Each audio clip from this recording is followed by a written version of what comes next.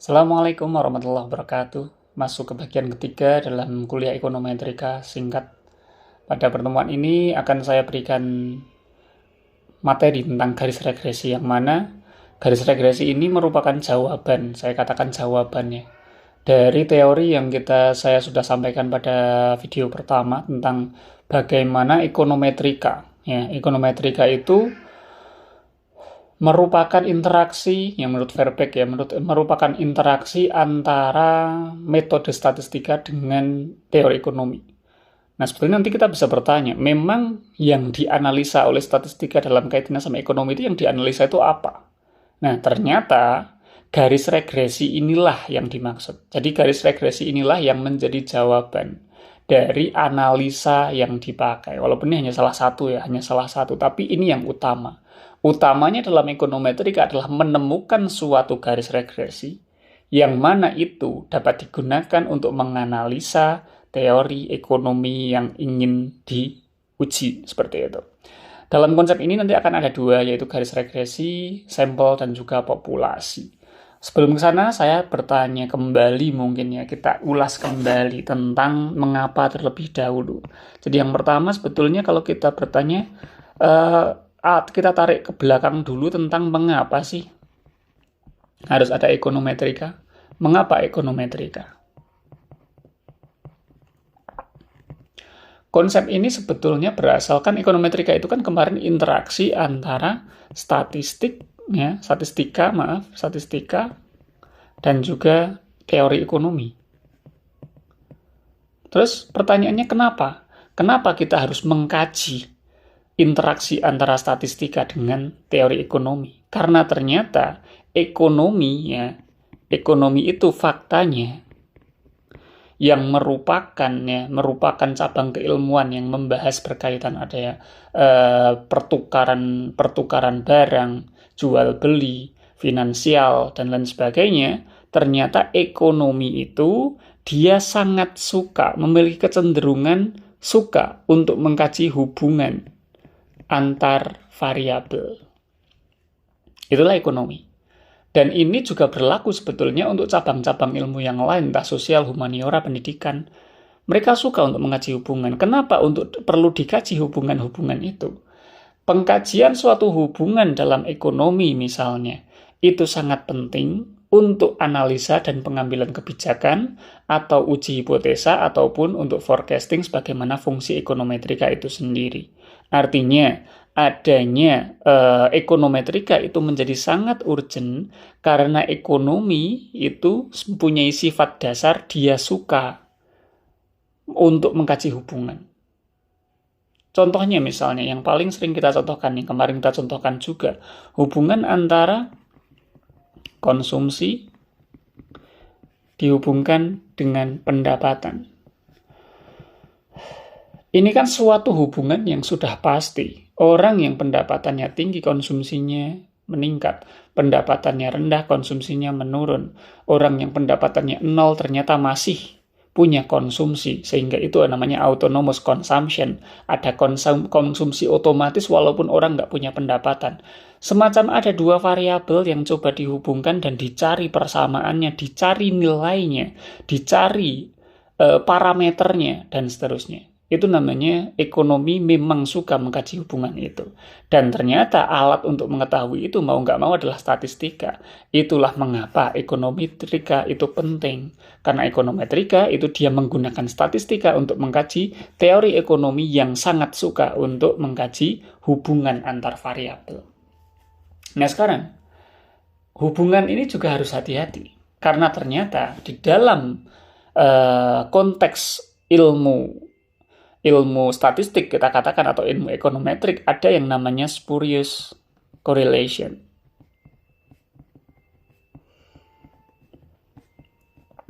Atau hubungan yang palsu, atau kita katakan mungkin palsu atau semu. Artinya nggak nyata. Dan ini juga harus hati-hati, makanya penting ketika kita berbicara ekonometrika, penting untuk mengetahui teorinya terlebih dahulu sebelum statistika. Karena walaupun terbukti secara statistik, belum tentu itu nyata dalam dunia ekonomi. Contoh nih misalnya, di COVID-19 pandemi COVID-19 itu menyebabkan orang-orang banyak yang tinggal di rumah. Dan memang data membuktikan terjadi kenaikan kehamilan misalnya. Kenaikan kehamilan di seluruh dunia. Anggaplah di Indonesia aja lah. Di Indonesia terjadi kenaikan tingkat kehamilan. Kenapa? Karena ternyata pasangan suami istri banyak yang tinggal di rumah, nggak kemana-mana. Jadinya lebih intens gitu ya dalam program kehamilan misalnya seperti itu. Di sisi lain, pandemi COVID-19 itu juga mengakibatkan kematian misalnya. Kematian apa misalnya? Jangan kematian lah, agak medeni ya, menyangkutkan dengan kematian. Misalnya pandemi COVID-19 saat itu ya, karena gejolak ekonomi yang sangat, di mana orang suka di rumah, dan banyak sekali dana segar aliran bantuan-bantuan, baik dari, kita katakan banyak sekali, inflasi kan naik tinggi sekali karena saat itu banyak yang printing money di seluruh negara. Printing money digunakan untuk bahasanya untuk kuantitatif untuk agar cash itu berjalan dengan baik di masyarakat sehingga daya beli masyarakat meningkat. Dan saat itu ternyata karena orang banyak suka di rumah, ternyata ada fakta. Kita misalnya kaitkan dengan Bitcoin ya. Bitcoin sebagai mata uang kripto itu harganya naik. Kehamilan naik, kripto naik. Ya. Misalnya nih, ternyata setelah dikaji secara statistik, didapatkan nilai korelasi Pearson misalnya ya, atau Spearman. Korelasinya adalah 0,98. Ini kalau Anda sudah belajar statistik pasti tahu. Nilai R 0,98 itu nilai R yang sangat tinggi, mendekati sempurna. Dan ternyata R 0,98 ini didapatkan antara kenaikan kehamilan di Indonesia dengan kenaikan harga Bitcoin. Misalnya dari waktu ke waktu. Misalnya gitu. Apakah lantas kita menyatakan bahwasannya jika atau misalnya harga Bitcoin berpengaruh dengan kehamilan masyarakat Indonesia, itu kan nggak bisa seperti itu. Mengapa? Karena dalam konteks ini, harga kripto dengan kehamilan masyarakat itu nggak ada teori ekonominya. Jadi ini namanya spurious correlation. Walaupun ini korelasinya sangat tinggi, tapi inilah yang disebut spurious correlation, korelasi palsu. Loh Kak, ini kan terbukti korelasinya segini, secara statistik ini tinggi banget loh. Bahkan ini ternyata signifikan misalnya. Nilai alfanya, nilai p-value-nya 0,000 yang kurang dari 0,05 sehingga ternyata hasilnya signifikan. Berarti ini korelasi yang signifikan. Oke, secara statistik mungkin iya, tetapi karena itu tidak berjalan dari suatu teori ekonomi, maka itulah yang disebut sebagai spurious correlation. Jadi hati-hati, makanya penting sekali walaupun ekonometrika itu dia bisa, maksudnya statistika membuktikan signifikan, belum tentu itu sah secara ekonometrik. Kenapa? Karena dalam konteks ini, statistika itu harus diawali dengan teori ekonomi yang mendasarinya. Mudahnya, teorinya apa? Divalidasi, diuji, dianalisa dengan statistika. Jangan dibalik. Statistika dulu dia mengatakan apa, baru muncul teori ekonomi. Tidak seperti itu konsepnya. Ya, sehingga kita tahu nih kedudukannya sekarang. Ekonometrika di mana kedudukannya, sehingga kita tahu mengapa ekonometrika penting. Nah, sekarang kita kembali ke sini. Ekonometrika itu suka untuk mengkaji hubungan. Di mana kita tahu hubungan yang terjadi adalah hubungan yang stokastik. Nah, barulah sekarang muncul yang namanya garis regresi yang stokastik itu seperti apa. Garis regresi itu apa sih? Garis regresi itu merupakan proyeksi hubungan, nah, anggaplah antara dua variabel, walaupun bisa lebih ya. Proyeksi hubungan antar beberapa variabel, yang mana garis ini mencoba untuk mendekati kondisi nyata dengan suatu persamaan tertentu. Terlalu abstrak mungkin ya. Lagi-lagi misalnya kita ambil dalam suatu fakta. suatu fakta. Nanti ini akan terlihat ketika nanti besok kita pada video selanjutnya nanti akan saya berikan simulasi ya. Simulasi bagaimana ini terjadi, tapi ini hanya sebagai gambaran. Misalnya ini yang sumbu X, sumbu Y. X ya, teori ekonominya misalnya X-nya itu berkaitan dengan pendapatan. X-nya adalah pendapatan, lalu Y-nya adalah konsumsi.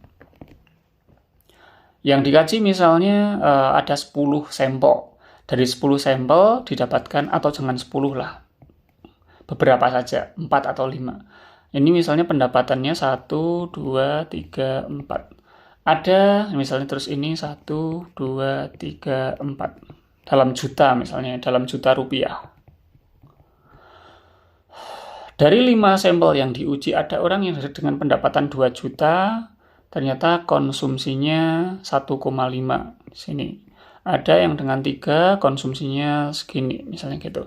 Ada yang di sini konsumsinya ternyata cuma 2 juta. Penghasilannya 4 juta tapi ternyata konsumsinya hanya 2 juta. Apakah itu mungkin? Mungkin saja. Lalu ada yang penghasilannya 1 juta, lalu dia ternyata konsumsinya sebesar setengah juta, misalnya gini.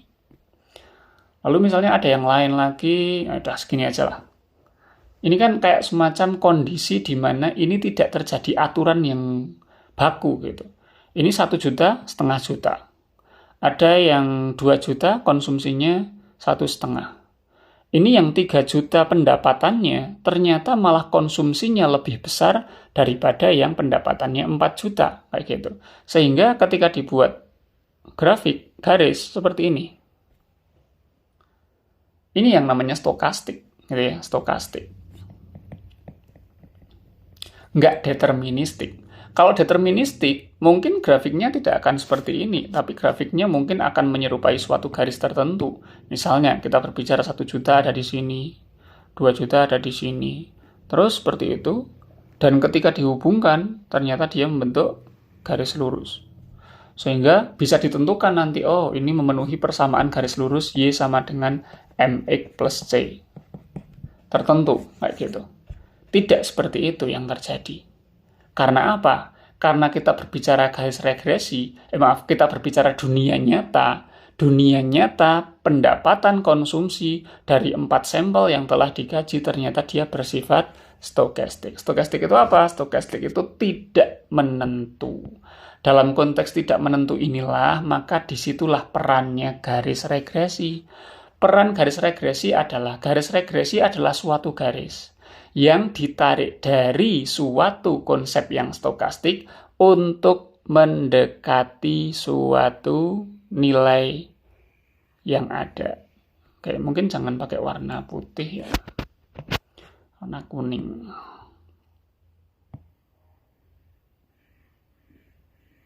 Nah, warna kuning ini bisa disebut sebagai garis regresi.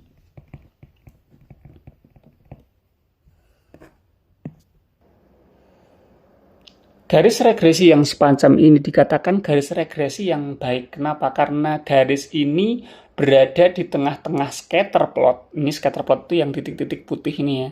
Scatter plotnya. Scatter plotnya itu kenapa? Karena ketika suatu garis regresi berada di tengah-tengah scatter plot, maka dia akan bisa mengestimasi populasi semacam itu. Contoh nih ya, sebagai gambaran contoh yang lain. Misalnya kita punya garis regresi di mana titiknya menyebar seperti ini. Begini. Tentu saja ada 2 pilihan. Ini garis regresi yang bagus yang mana? Apakah yang ini ataukah yang ini? Misalnya gitu. Dan ternyata garis regresi yang A, yang B, ya, yang A ini dikatakan nggak baik, kurang baik. Ini garis regresi yang baik. Kenapa? Karena garis regresi yang pertama itu kurang mampu untuk mendefinisikan data yang ada. Ini kan nanti punya persamaan garis. Misalnya persamaannya adalah Y sama dengan bla bla bla bla bla. Lalu yang ini juga sama, Y sama dengan bla bla bla bla. Ada persamaan garisnya. Tapi persamaan garis yang ini itu nanti nilai ketidakakuratannya sangat tinggi karena di garis ini jauh dari titik-titiknya, bahkan jauh dari titik yang sini. Dengan titik-titik ini jauh. Tapi untuk garis yang kedua, garis yang lebih panjang, garis yang B ini, dia berada di tengah-tengah scatter plot. Sehingga dia bisa mendekati titik yang sini, bisa dijangkau, titik yang sini pun bisa dijangkau. Dengan nilai tingkat kesalahan, kita katakan tingkat kesalahan yang minimal. Jadi garis regresi itu apa? Garis regresi adalah suatu garis yang dibuat yang mana garis tersebut nanti mampu untuk mengestimasi populasi dengan baik. Itulah garis regresi. Dan garis yang mengestimasi populasi dengan baik adalah garis yang nilai tingkat kesalahannya minimal. Sehingga garis regresi yang baik itu biasanya berada di tengah-tengah scatter plot. Walaupun catatannya yang namanya garis regresi tidak selalu lurus. Misalnya ada suatu persamaan regresi, ada suatu data di lapangan, ternyata garisnya seperti ini. Mana yang lebih baik? Apakah garis regresi yang lurus ataukah garis regresi yang melengkung? Oh, yang bagus yang melengkung. Kenapa? Karena dengan garis yang melengkung ini mampu menjangkau titik-titik yang ada dengan jarak yang lebih minimal. Jarak ini kan kita katakan sebagai tingkat kesalahan kan. Nah, jadi kalau untuk pakai yang melengkung ini justru lebih bagus, lebih baik. Ini yang kurang baik. Walaupun mungkin dari dua garis ini masing-masing sama-sama menyebar di tengah scatter plot. Artinya sudah diupayakan berada di tengah-tengah scatter plot, tetapi garis yang melengkung dikatakan sebagai garis regresi yang lebih baik karena dia mampu untuk mengestimasi populasi dengan nilai kesalahan yang lebih minimal. Seperti itu. Oke, setelah ini nanti kita akan membahas tentang bagaimana persamaannya pada video selanjutnya. Terima kasih. Assalamualaikum warahmatullahi wabarakatuh.